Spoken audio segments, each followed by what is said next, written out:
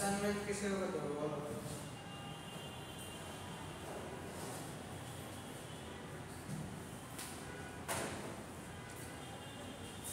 Date to time नहीं नहीं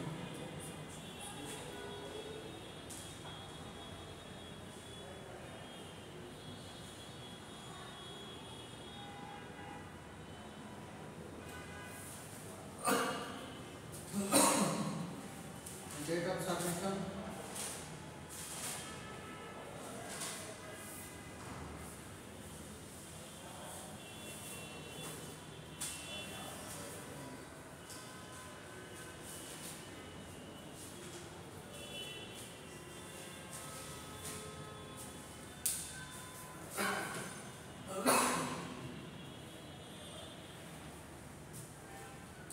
कब दे बोलो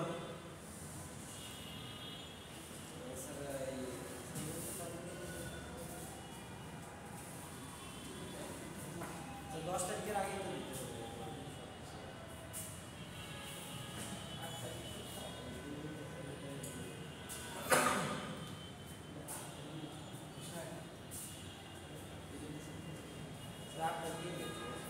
क्लास टेस्ट कर दो 8 तारीख असाइनमेंट तो बासा থেকে লিখে দেব বাসায় গিয়ে প্রেজেন্টেশন দিতে হবে স্যার ওই ক্লাস টেস্টের প্রেজেন্টেশন করে দিচ্ছি असाइनमेंट प्रेजेंटेशन आगे रहा होगा पीपीटी ও প্রেজেন্টেশন 10 তারিখে 10 तारीख क्लास আছে 8 তারিখ তোমরা একটা পাওয়ার পয়েন্ট বানাবো সেটা হচ্ছে প্রিন্ট করে 8 পেজে বানাবো আর প্রেজেন্টেশন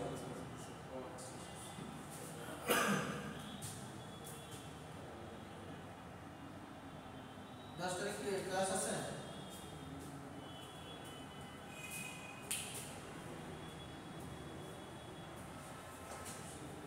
10 तारीख की बात না সোমবার থেকে ক্লাস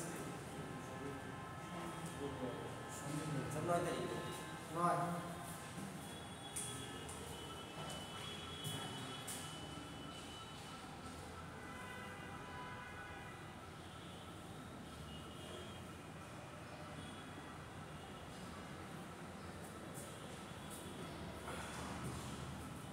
अच्छा कल की क्लास আছে না কালকে ল্যাব ক্লাস আছে আজকে কালকে আছে কালকে ল্যাব ক্লাস আছে টিউসডে বুধবার এটা মিলে আমরা ল্যাব নিয়ে কথা বলবো ল্যাবের এক্সপেরিমেন্ট নিয়ে কথা বলবো একটু মনে করে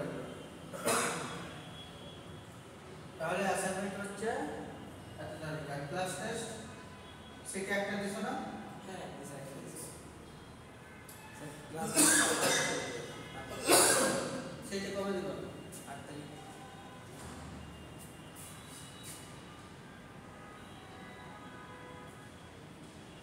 সেটার সিলেবাস কিসের মধ্যে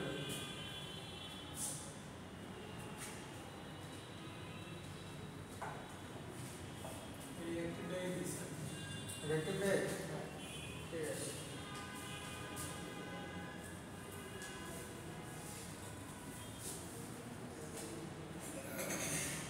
তাহলে 8 তারিখে তোমার হচ্ছে ক্লাস টেস্ট 9 তারিখে হচ্ছে তোমার প্রেজেন্টেশনটা হার্ড কপি নিয়ে আসতে হবে যে পাওয়ার পয়েন্টটা বানাবো সেটা প্রিন্ট করে ফাইল করে প্লাস সেটা ফাইল করে নিয়ে আসবে সাথে ক্লিয়ার এগুলো কোর্স গ্রুপে দিয়ে দেবো দেখছো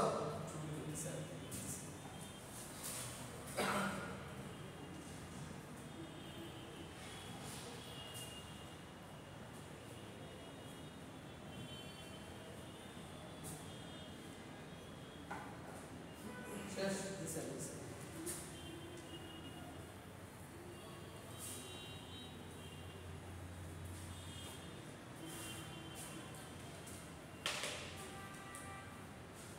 আমরা রিঅ্যাক্টিভটা শেষ করছিলাম তাই না তোমাদের আমি একটা কাজ বলেছিলাম যে reactive ডায়াসে hydrolysis how to prevent or how to use the hydrolyzed reactive dyes এবং তিনটা পাবলিকেশন ছিল ওখানে আর্টিকেল ছিল সেগুলো ডাউনলোড করে একটা অ্যাসাইনমেন্ট করতে বলছিলাম তোমরা কি রিঅ্যাক্টিভ ডায়াসের উপর দেবে না সেগুলো দেবে ডাইসের লাস্ট চ্যাপ্টারে লাস্ট ক্লাসে বলেছিলাম কি তোমার হচ্ছে হাইড্রোলাইসিস অফ রিঅ্যাক্টিভ ডাইস, এটা reuse of hydrolysed reactive dyes solution, এটার উপরে 3-4টা কাজ হয়েছে, আর্টিকেল রিসার্চ ওয়ার্ক হয়েছে, সেগুলোর লেকচার নোটেই আছে, টাইটেল আছে, সাথে হচ্ছে তোমার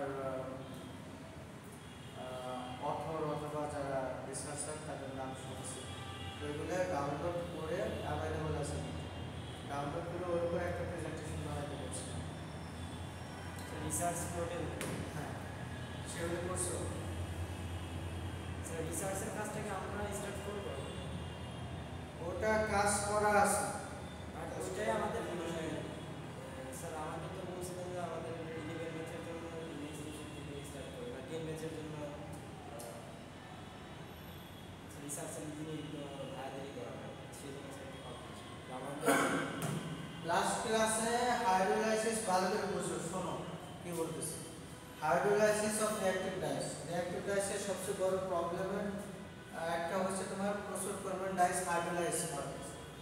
এই হাইড্রোলাইসিস হওয়ার কারণে রিঅ্যাক্টিভ ডাইসের পিকআপ পার্সেন্ট হয় 80-85% ম্যাক্সিমাম। তার মানে কি 1 কেজিতে 1000 গ্রামের মধ্যে তোমার হচ্ছে 150 থেকে 200 গ্রাম ডাইস নষ্ট হয়ে যায়, এটা ওয়েস্টেজ না, এবং এটা পানির সাথে মিশে যায় ডাইস সলিউশন, এটা ইফ্লুয়েন্ট আকারে পৃথিবীতে দিতে হয় এবং সেটা প্রসেস করতে আবার এক্সট্রা অনেক খরচ যায়, ডিকালারাইজেশন করা, এবং সেই পানিকে আবার যদি প্রসেস না করে তুমি নদী নালাতে ছেড়ে দাও পানি নষ্ট হয়ে যায়, এবং পাশাপাশি পানিতে যত ধরনের মাছ আছে, লিভিং অর্গানিজম আছে, অণুজীব আছে, সবগুলো কি হয়ে যায়, মারা যায়, পরিবেশ বিপর্যয় হয়।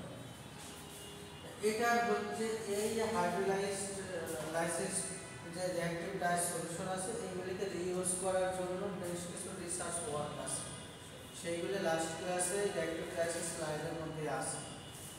জাস্ট হচ্ছে reuse of hydrolysed reactive dyes solution, 3-4টা আর্টিকেল সেখানে আছে, সেগুলো ডাউনলোড করতে বলছিলাম, ডাউনলোড করে তার উপর প্রেজেন্টেশন রেডি করতে বলছিলাম, কথা কি বুঝছো? এখন সেটাই দিবা না রিঅ্যাক্টিভ ডাইসের উপর দিবা? যদি আমাদের দুইটাই দেওয়া লাগে, মানে স্যার রিঅ্যাক্টিভ ডাইস আর যদি দুইটার কথা বলতে যদি আমাদের দুইটা আলাদা আলাদা করেন সেক্ষেত্রে স্যার বলবো যে শুধু যাতে আমাদের রিসার্চের ওইটাই দেন স্যার।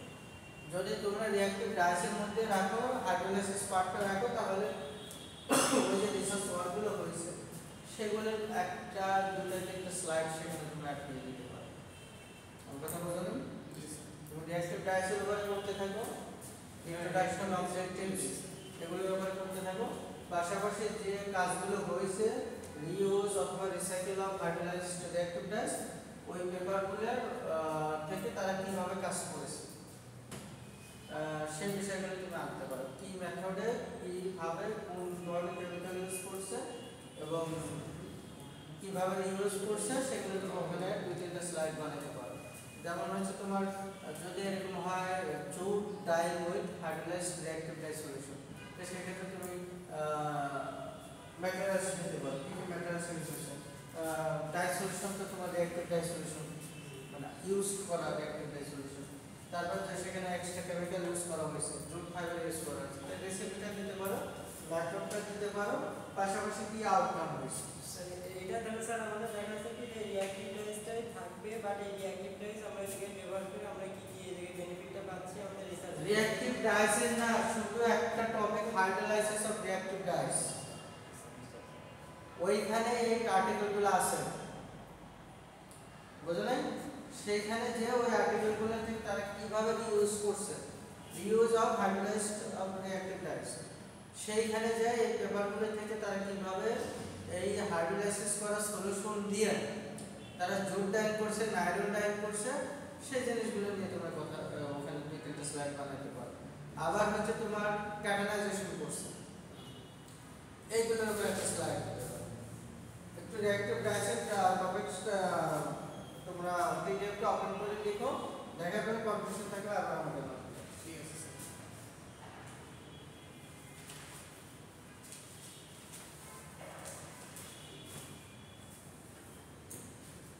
আজকে আমরা যে ইয়াটা ডাইটা পড়ব সেটা হচ্ছে তোমার কি ডিসপার্স ডাই। ডিসপার্স ডাইস হচ্ছে এটার যদি আমরা নামকরণের কথা চিন্তা করি তাহলে সেটা আমরা বলতে পারি ডিসপার্স মানে কি? ডিসপার্স শব্দটার মানে কি? ছড়ায় করা, তাই না? ডিসপার্স করা, ছড়ায় করা, ছড়িয়ে ছিটিয়ে থাকে। The term dispersed dyes have been applied to organic coloring substances which are free from ionic groups. A dispersed dyes are also dispersed in the aqueous solution which is free from ionizing group. আমরা reactive dyes এর কোন ধরনের ionic পাইছিলাম? reactive dyes কোন ধরনের ionic group পাইছিলাম? anionic, negative. আর disperse dye হচ্ছে নন আয়নিক। যখন হচ্ছে ডিসপার্স ডাই একটা অ্যাকোয়াস ডিসপারশনে আমরা দেই তখন এটা কি করে কোনো আয়ন, এই ডাই মলিকিউলগুলো আয়ন শো করে, কোনো আয়ন শো করে। আর রিঅ্যাকটিভ ডাইস কি করে অ্যানায়নিক শো করে, ঠিক আছে? আর ডিসপার্স ডাইস আর ওয়াটার ইনসoluble dyes. Molecularly, this type of dyes can be molecularly dispersed into the aqueous medium. এটা কি হয় molecularly dispersed? যখন রিঅ্যাকটিভ ডাই দেই, রিঅ্যাকটিভ ডাই ধরো R-SO3 N, এটা হচ্ছে তোমার রিঅ্যাকটিভ ডাইস। এটাকে যদি পানিতে দাও নরমালি এটা কি করে আর পজিটিভ নেগেটিভ পার্টটা আলাদা হয়ে যায়, তাই না? আলাদা হয়ে যায়, মানে আয়োনাইজ হয়ে ডিসলভ হয়ে যায়। কিন্তু ডিসপার্স যেহেতু নন আয়োনিক ডাই, এটা মলিকুলারলি ডিসপার্স হয়, এটা জাস্ট কোনো আয়োনাইজেশন হয় না, ডিসলভ হয়। এজন্য ডিসপার্স ডাইকে আমরা বলে থাকি কি ইনসoluble dyes which can be dispersed molecularly into the aqueous medium, যেটা হচ্ছে পানির মধ্যে অথবা ডাই পাত্রে ডাই সলিউশনের ভিতরে কি করে এটা হচ্ছে মলিকুল আকারে ডিসপার্স অবস্থায় থাকে। আর এই জন্য ডিসপার্স ডাইকে আমরা বলে থাকি হচ্ছে disperse dye. another reason is why we call dispersed dye as dispersed dye because need to dispersing agent to disperse the dye molecule. কথা কি বুঝতে পারছো? needed dispersing agent to disperse dye molecule into the aqueous medium.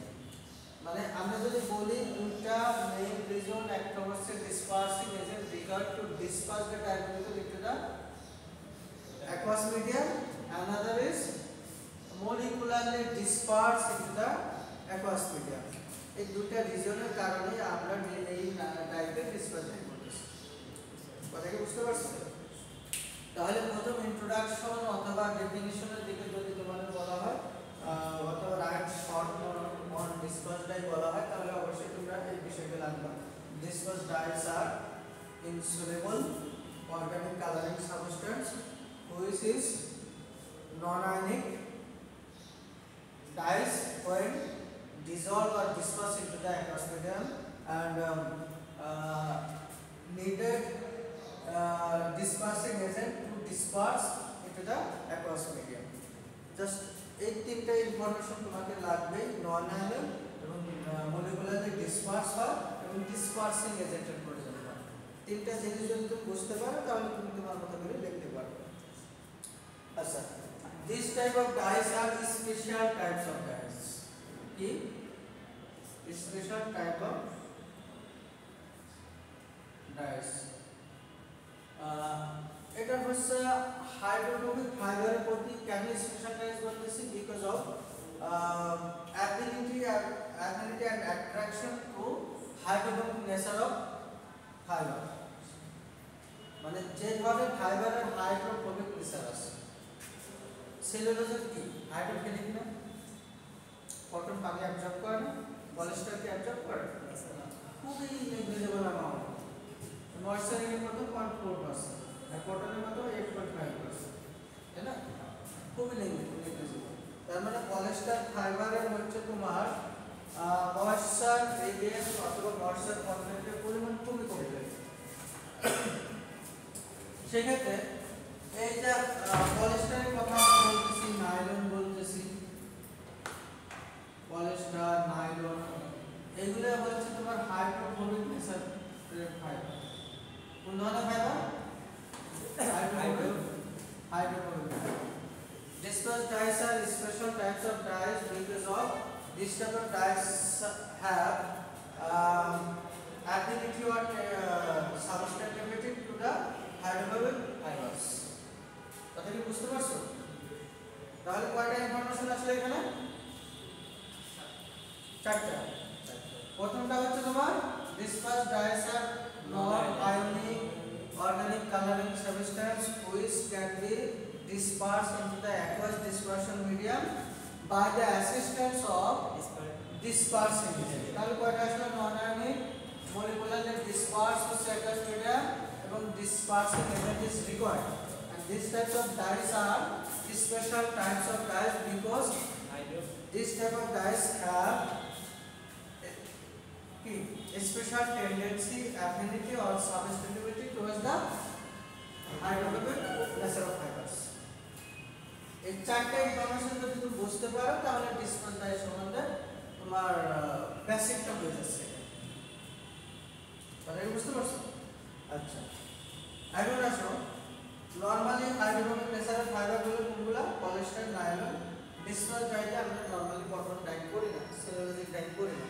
এই ডাইতে যেহেতু পলিস্টারের সাথে এর compatibility অনেক high এবং পলিস্টার ম্যাক্সিমাম 100% পলিস্টার ডাইয়ের ক্ষেত্রে ডিসপার্স ডাই বলা হয়, এই জন্য একে পলিস্টার ডাই বলা হয়।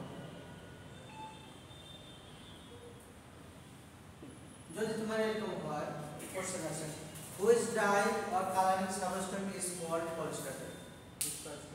The dispersed dyes is called polyester dye because of dispersed dyes have ability or substantivity towards the hydrophobic type of fibers like as polyester, nylon, and most of the cases all types of polyester fibers fabric can be dyed by dispersed dye.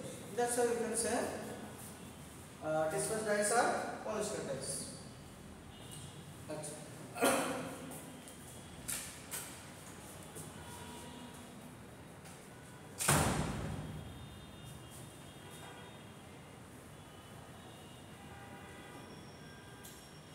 এখন আসো history. হিস্টোরিটাও important.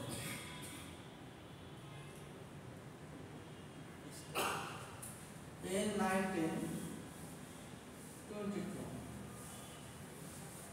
এটা হচ্ছে greener and Saunders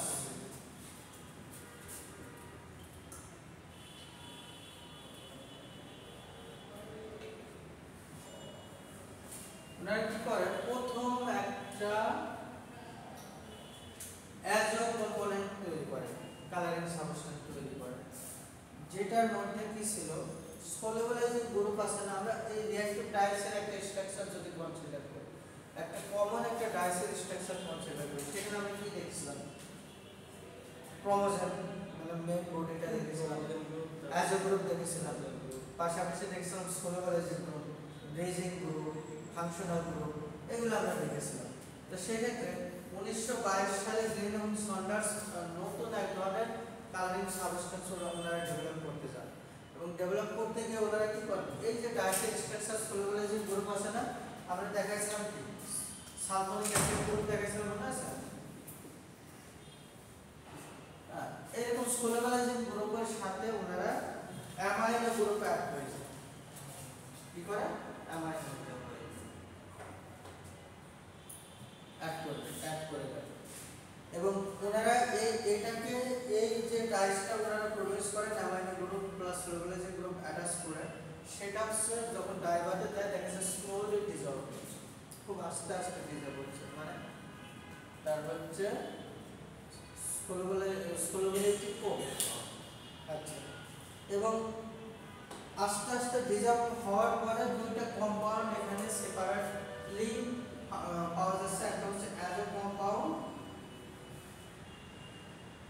আর হচ্ছে তোমার formaldehyde bisulphate.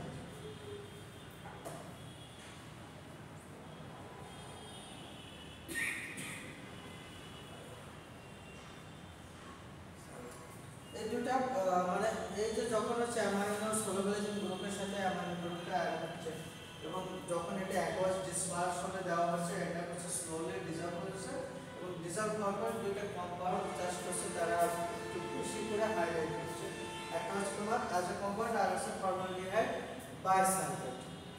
এবং এই this as a compound can be capable to dye cellulose এবং cellulose acetate fiber। তোমরা কি এই যে ম্যানমেড ফাইবার পড়ছো? ম্যানমেড ফাইবার তোমরা কি ইয়া করো না? Acetate fibre, try acetate fibre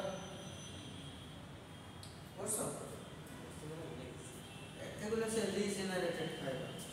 cellulose থেকে মানে কটনের বাই প্রোডাক্ট এবং গাছের কাঠের থেকে যে সেলুলোজ পাই এগুলো জাস্ট হচ্ছে অ্যালকালি সলিউশনে ট্রিট করার পরে আমরা অ্যালকালি অ্যাসিড সলিউশনে ট্রিট করার পরে আমরা কি পাই? অ্যাসিটেট, ট্রাই অ্যাসিটেট এবং এটাকে রিজেনারেটেড সেলুলোজ বলে। সেলুলোজ ফাইবার এবং এটা one kind of man-made fibre. কারণ এই যে সেলুলোজের ফাইবারটা পাচ্ছে টোটালি প্রপার্টিস চেঞ্জ হয়ে যাচ্ছে, ফিজিক্যাল কেমিক্যাল প্রপার্টিস চেঞ্জ হয়ে যাচ্ছে। এই জন্য অ্যাসিটিক ট্রাইঅ্যাসিটিক ফাইবারগুলো হচ্ছে তোমার রিজেনারেটেড অথবা ম্যানমেড ফাইবার।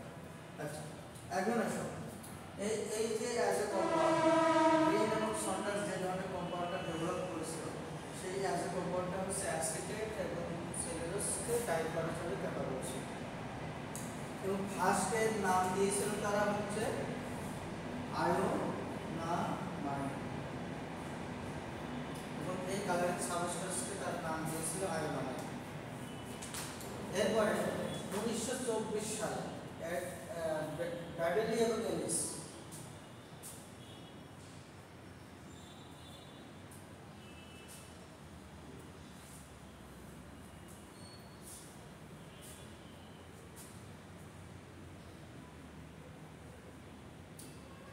ওনারা কি করে নতুন একটা কম্পাউন্ড ডেভেলপ করে, সেটা হচ্ছে সালফোরেসিনোলিক।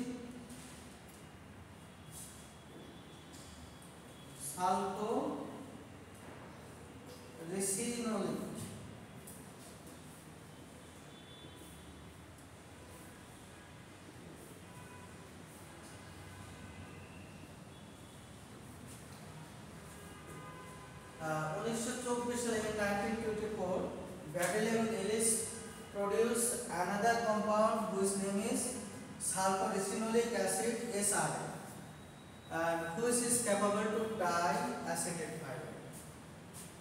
Capable to dye acetate fiber. এবং এই সালফোরেসিনোলিক অ্যাসিড এই SRA এই কম্পাউন্ডটা capable to dye also polyester fibre. Then এই টাইপের ডাইসকে রিনেম করা হয় অথবা নতুনভাবে নামকরণ করা হয় ডিসপার্স ডাই। পরবর্তীতে 1953 সালে এটার নামকরণ করা হয় তোমার হচ্ছে ডিসপার্স।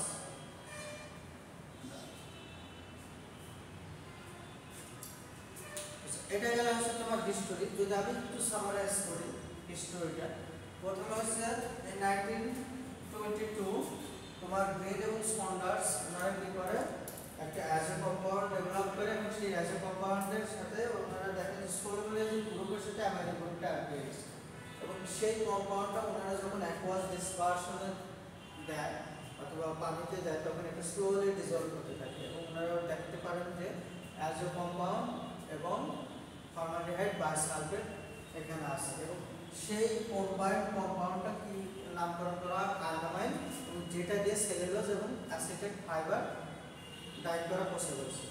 এরপরে কি করা হলো 1924 সালে ব্র্যাডলি এবং এলিস কি করে নতুন এক কম্পাউন্ড ডেভেলপ করে যেটা হচ্ছে সালফোরেসিনোলিক acid SRA which was capable to dye acetate fiber also disperse polyester fiber or hydrographic nature of fiber।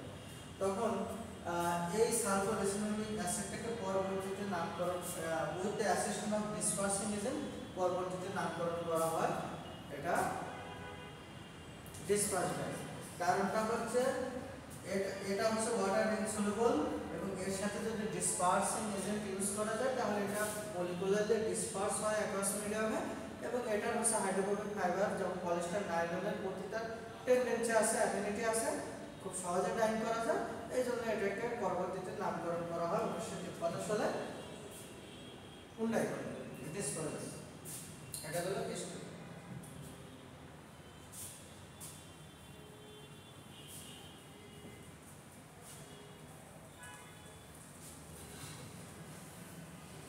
এখন বলো প্রপার্টিজ বলো ডিসকাস ডাইস।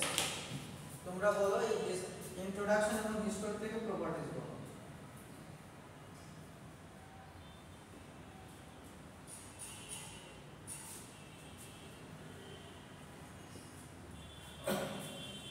ইন্ট্রোডাকশন শুনছো না? হিস্টরিতে শুনছো? মনোযোগ দিয়ে শুনছো? মনোযোগ দিয়ে না শুনলেও যতটুকু শুনেছো ততটুকু থেকেই দুই চারটা প্রপার্টিজ বলো। হ্যাঁ বলো।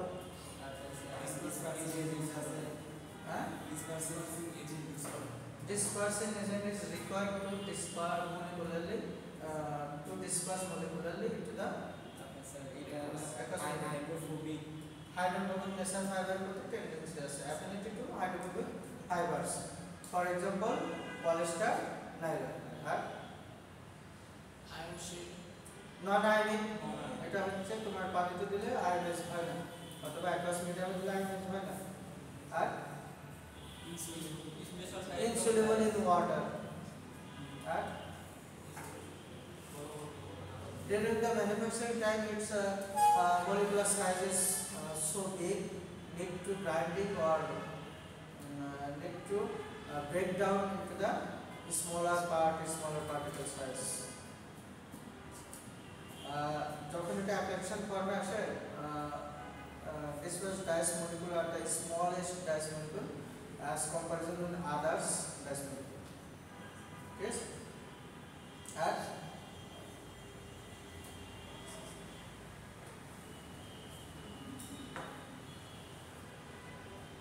polyester fabric type करो widely used to dye polyester fiber.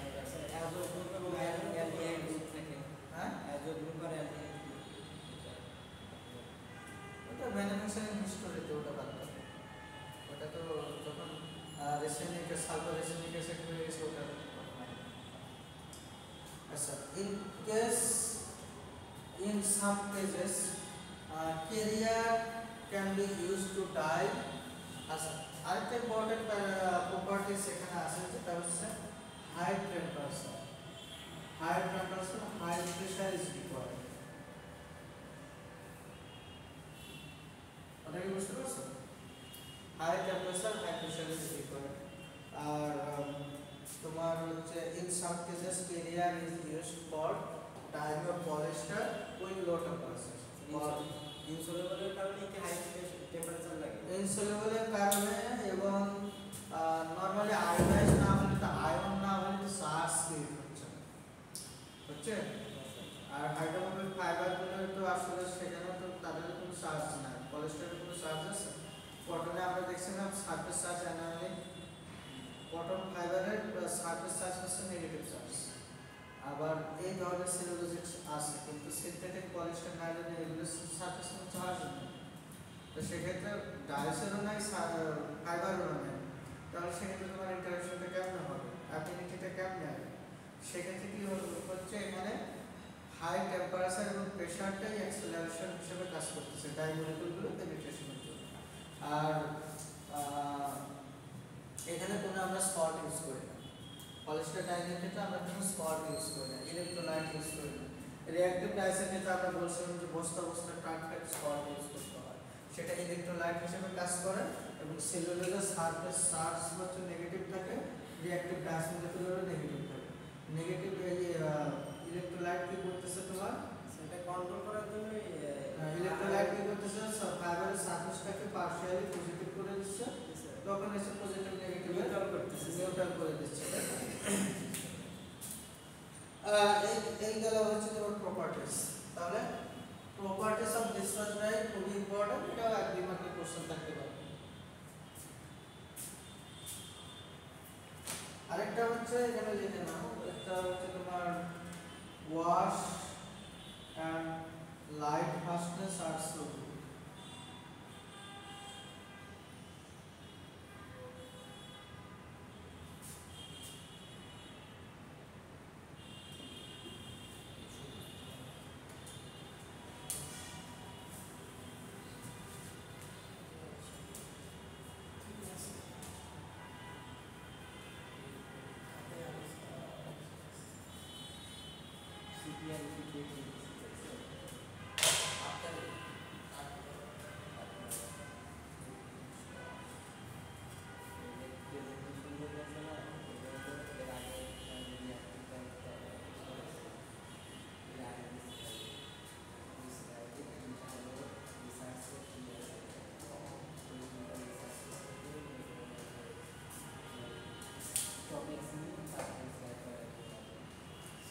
Classification of disperse dice.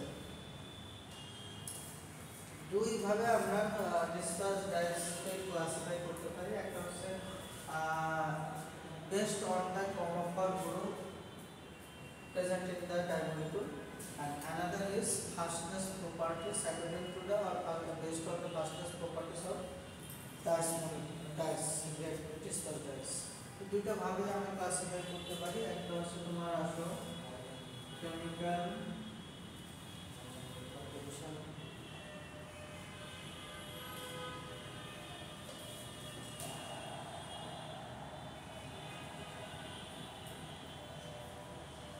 এটা হচ্ছে নাইট্রো,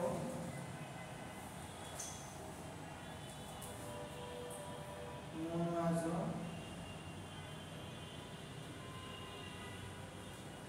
ডায়াজো,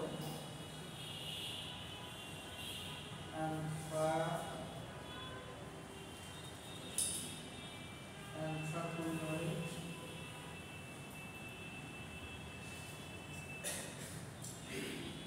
amino। এটা হচ্ছে কেমিক্যাল অথবা based on the chromophore group present in the disperse dyes molecule. আর নাইট্রো গ্রুপটা নাইট্রো নাইট্রোসো। আর এরপরে হচ্ছে তোমার based on the colour fastness properties. এক হচ্ছে তোমার গ্রুপ বি এ, দুই হচ্ছে গ্রুপ বি, তিন হচ্ছে গ্রুপ ডি, সি, চার হচ্ছে গ্রুপ ডি। এবিসিডি চারটে গ্রুপে ক্লাসিফাই করা হয়েছে according to the fastness properties of disperse dye. We can classify into four different group. One is group A, B, C, D. Group A type disperse dyes have strong fastness properties and level dye properties. Okay, so excellent dye properties and color fastness properties. আর group যেটা হচ্ছে তোমার এটা হচ্ছে high temperature excellent time properties. আর এটা হচ্ছে তোমার নরমাল টেম্পারেচার শো করে, এটা হাই টেম্পারেচারে শো করে। আর গ্রুপ সিটা হচ্ছে কেরিয়ার, এক ধরনের কেমিক্যাল আছে আমরা পরে যাব। Career assistant with the carrier or other supporting agent normal temperature, normal বলতে 100 ডিগ্রি সেন্টিগ্রেড টেম্পারেচারে। এটা হচ্ছে এক্সেলেন্ট ডাইগ্রুপ ফাস্টনেস প্রপার্টিস। আর গ্রুপ ডি হচ্ছে this dyes are of excellent fastness to heat but for dye properties on carrier. এই দুটার ক্ষেত্রে সির ডিফারেন্স, সি এবং ডি এর মধ্যে ডিফারেন্স হচ্ছে তোমার দুটার ক্ষেত্রে কেরিয়ার ইউজ করা হচ্ছে। এখানে একটু ভুল বলছে, এটা হচ্ছে টেম্পারেচারটা হাই লাগবে, আর এখানে হচ্ছে তোমার 100 ডিগ্রি সেন্টিগ্রেড। এই দুটার মধ্যে দুটাতে ক্যারিয়ার অথবা সাপোর্টিং এজেন্ট ইউজ করতে হয়, কেমিক্যাল ইউজ করতে হয়। এটা একটাতে টেম্পারেচার হাই লাগে, একটাতে টেম্পারেচার 100। আর এটাতে তোমার হচ্ছে অ্যাক্সিলারেট ডায়াগ্রাম মাস্টার্স প্রপার্টিজ আছে নরমাল টেম্পারেচারে, আর এটাতে হচ্ছে হাই টেম্পারেচার হাই প্রেসার।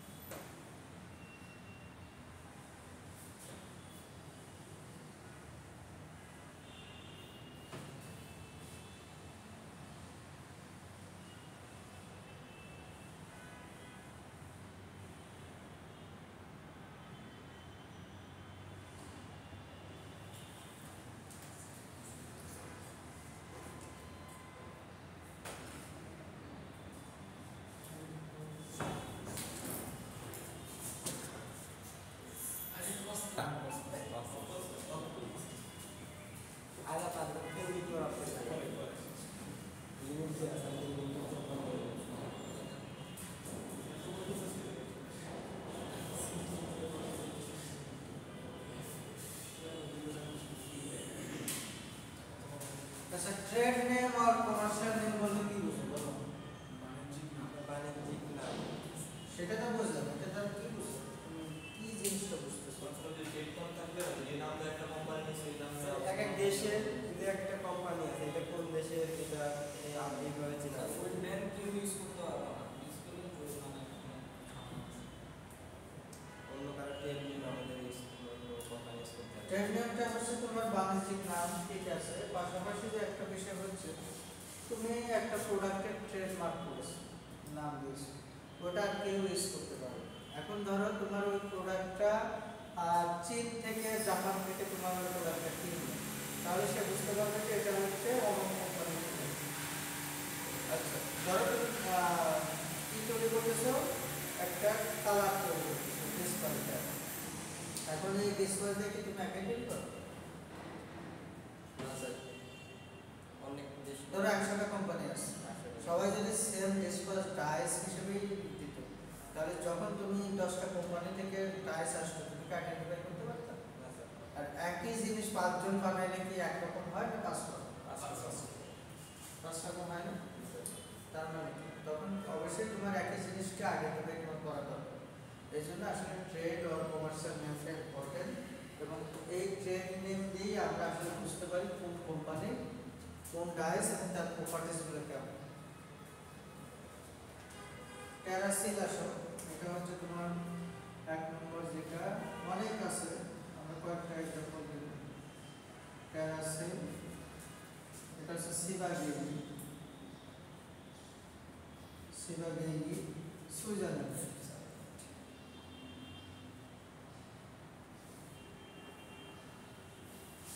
তারপর আছে করম, এটা হচ্ছে স্যান্ডোস কোম্পানি, এটা হচ্ছে সুইজারল্যান্ড। এরপর আছে তোমার ক্যালানি, এটা হচ্ছে বিএএসএফ জার্মানি। আর হচ্ছে ডিসপার্সল আছে একটা,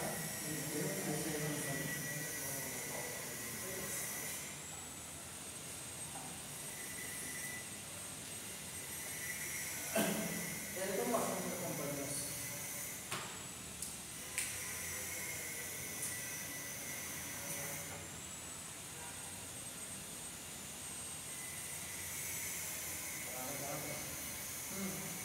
সময় তো বেশি না,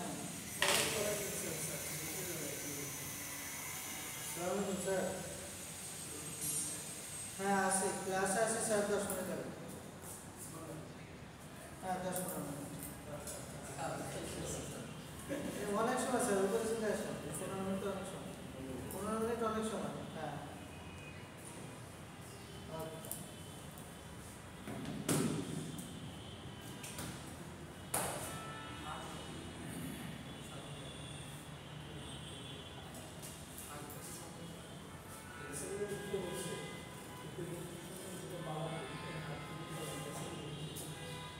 আচ্ছা, ডিসপোজাল মেকানিজম পড়ানোর আগে আমরা আজ তোমাদের এই যে একটা ইয়া করেছিলাম না আমরা কোর ভলিউম মডেল, এই যে টিপিক্যাল মডেল, মানে স্পোর্ট তৈরি করে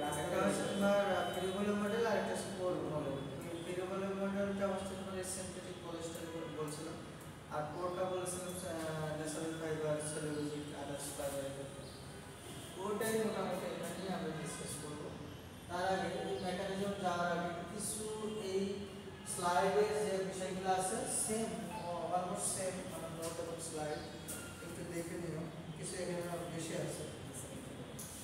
আর non ionic organic transformation process এক্সেলেবল ইন ওয়াটার, প্রত্যেকটা কথা আলাদা আলাদাভাবে দেওয়া আছে, একটু হাইলাইট করা আছে। সিনথেটিক ফাইবার দিয়ে করা হয় ডিসপার্স দিয়ে, হাইড্রোজেন মেসারে পলিস্টার করা হয়, এবং পলিস্টারের হচ্ছে ক্রিস্টালিটি অনেক বেশি, এমন কোনো জায়গায় কম, ফাঁকা জায়গায় কম, যেখানে ওয়াটার মলিকুল ঢোকার মতো জায়গায় থাকে সেখানে হাই টেম্পারেচার লাগে, ফ্রি ভলিউম তৈরি করতে হয়।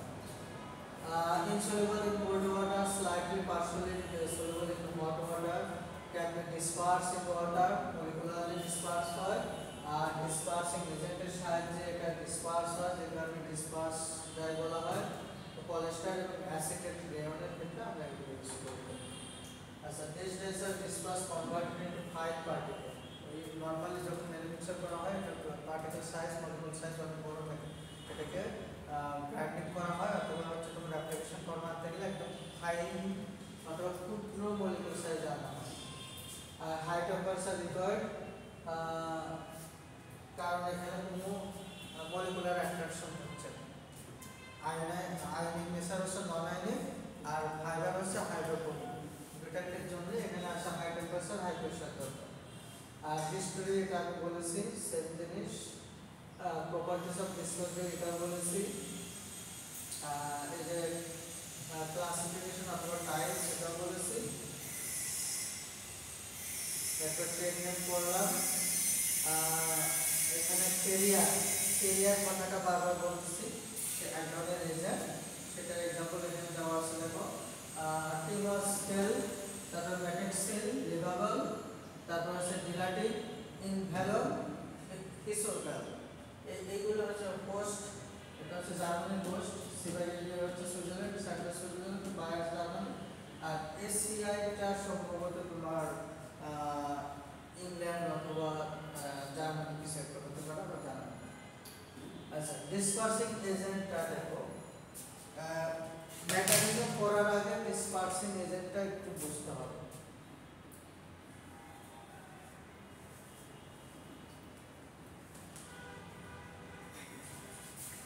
যদি আমরা একটা বার কনসিডার করি, ডাই বার, সেখানে আমরা নরমালি অ্যাকোয়াস মিডিয়াম হিসেবে পানি নিব, এবং সেখানে আমরা কি করব, ডিসপার্স ডাই দিব। ডিসপার্স ডাইগুলো জাস্ট হচ্ছে মলিকুলারলি এভাবে থাকে। এই ডিসপার্স ডাই হচ্ছে ওয়াটার ইনসলিবল, কথা বলুন, পানির সাথে মিশে না। তাহলে এটা কি হবে, এই মলিকুলগুলো ডিসপার্স অবস্থায় থাকবে। সেই ডিসপার্স অবস্থা বিভিন্ন জায়গায় ছড়ায় থাকার জন্য বিভিন্ন ধরনের ডিসপার্সিং এজেন্ট ইউজ করতে হবে।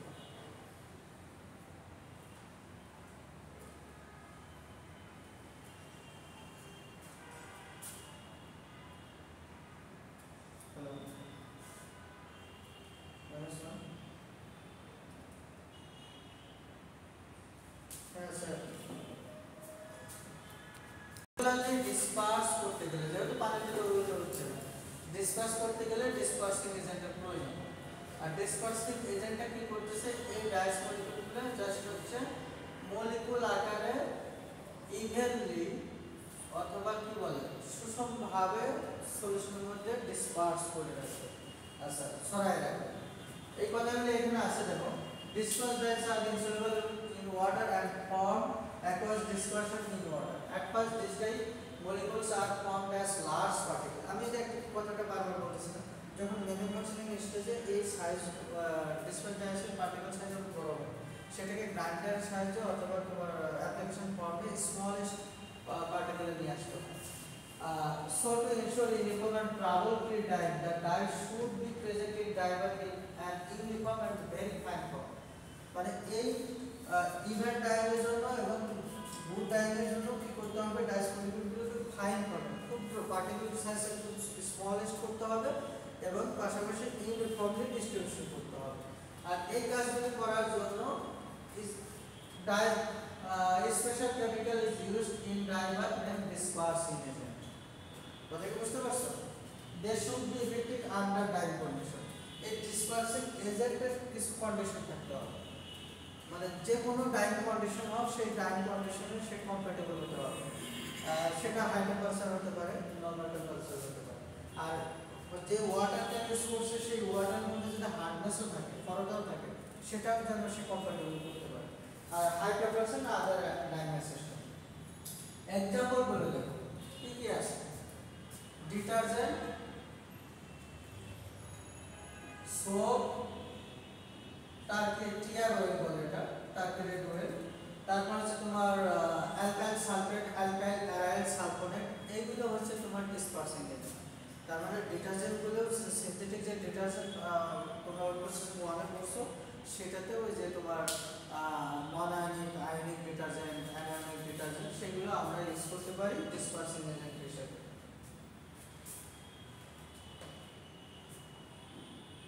ফাংশনটা দেখো, function of dispersing agent. Function তো আমরা ইন্ট্রোডাকশনে বুঝে গেছি নাকি? বুঝছো? কথা বল না।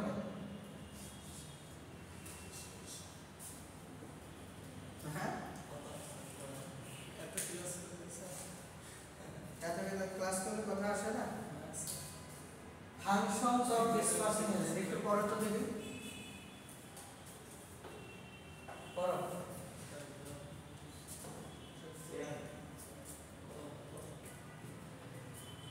বলো।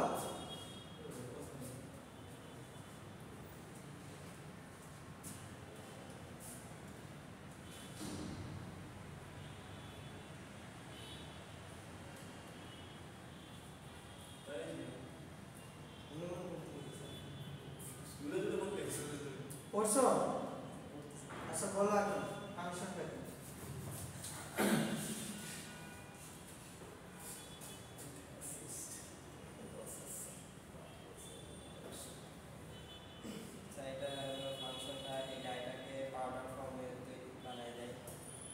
হ্যাঁ, পাউডার ফর্ম তৈরি করে, ড্রাই ফর্ম থেকে পাউডার ফর্ম তৈরি করে।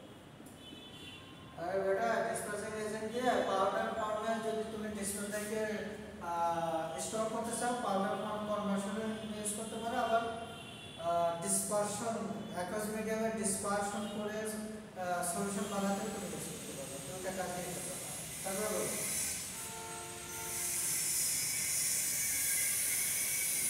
বলো। ওয়াটার ফ্লুইডিটিটা বাড়ায়। হ্যাঁ, ওয়াটার ফ্লুইডিটি বাড়ায়। ওয়াটার, হ্যাঁ, তারপর এখানে আমি দিলে কোনো আপনারা করবেন না। বলো।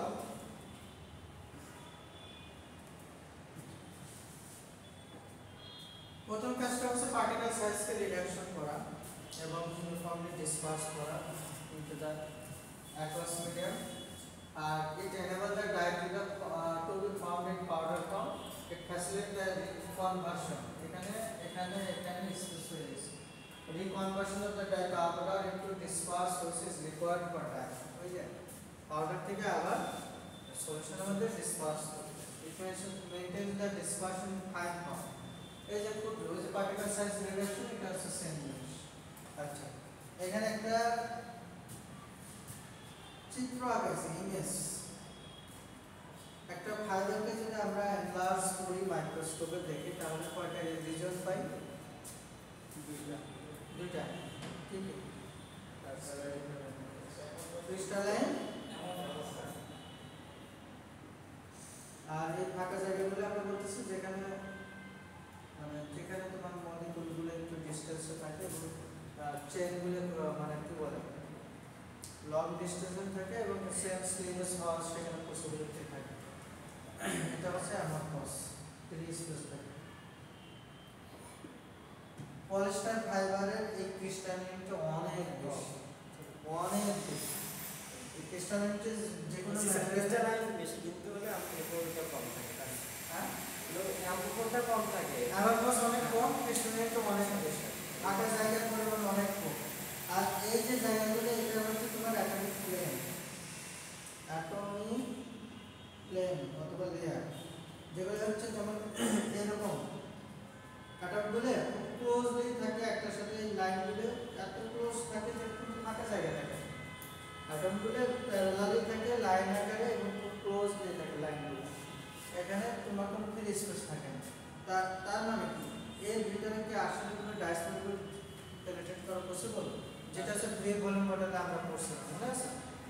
সেম জিনিস। তা এই জায়গাতে ডাইস মলিকুলগুলো প্লেস করতে হলে যত ছোট ডাইস মলিকুল সম্ভব সেটাকে আমরা ফাইন অথবা স্মলেস্ট পার্টিকেল সাইজ করে নিতে হবে। সেম জিনিসটা করতেছে কি ডিসপার্সিং এজেন্ট না, হেল্প করতেছে না? আচ্ছা, এই স্মলেস্ট সাইজটা বোঝানোর জন্য জাস্ট এটা বলা হবে।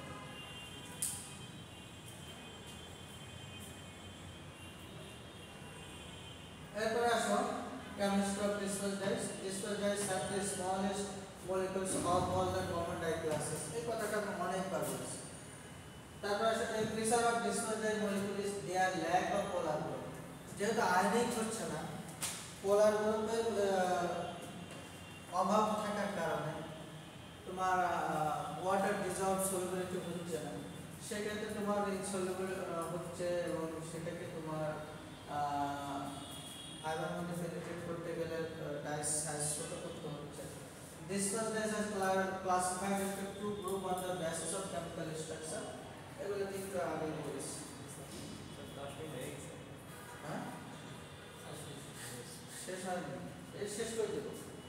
এরপর দেখে as of disperse dyes structure দেওয়া আছে এখানে, জাস্ট হচ্ছে একটা করে স্ট্রাকচার প্র্যাকটিস করব। অ্যাজ অফ কেন বলতেছি বলতো? এটা কালার দেখা যায় এক গ্রুপ দিতে পারে, দেখেন এই হলো হচ্ছে একটা অরেঞ্জ হচ্ছে, আজ একটা কালার গ্রুপ আছে কি বল ক্রোমোফোর গ্রুপ। এটা ক্রোমোফোর গ্রুপগুলো অ্যাজো অ্যান্থ্রাকোনাম নাইট্রো নাইট্রোসো এগুলো হচ্ছে তোমার ক্রোমোফোর গ্রুপ। আর ক্রোমোফোর গ্রুপের উপর ভিত্তি করে কালার ডিফারেন্স হয়। অ্যাজো গ্রুপের ডিফারেন্স কালার হতে পারে, ডিফারেন্ট টাইপের কালার হতে পারে, বুঝলেন? অ্যাজো ডাইস রিঅ্যাকটিভসের অ্যাজো ডাইস রিঅ্যাকটিভটা কি একটা কালার? হাজারটা কালার। প্রত্যেকটা ডাইসের মধ্যে অ্যাজো গ্রুপ আছে না কমন, কিন্তু তার স্ট্রাকচারের মধ্যে বিভিন্ন ধরনের আরো গ্রুপ থাকার কারণে ভেরিয়েশন থাকার কারণে এক এক কালার শো করছে। এটা তো ক্রোমোফোর। আর এই বাদ বাকিগুলো হচ্ছে তোমার সলিবলাইজিং গ্রুপ, আদার্স গ্রুপ, তোমার যে গ্রুপগুলো বলছিলাম কমন ডাইস স্ট্রাকচার, কিন্তু কমন যে ক্রোমোফোর গ্রুপ সেটা হচ্ছে অ্যাজো।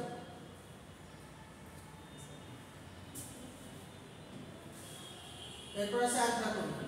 জাস্ট অ্যান্থ্রাকোনাম যে গ্রুপটা আছে সেই স্ট্রাকচারটা, এটা হচ্ছে মেইন। এর সাথে তোমার বিভিন্ন গ্রুপ তোমার additional group functional group add করে জাস্ট কালার ভেরিয়েশন করা হয়েছে। এটা তোমার রেড আছে, ভায়োলেট আছে, জাস্ট স্ট্রাকচার মেইন স্ট্রাকচারটা হচ্ছে অ্যান্থ্রাকোনাম।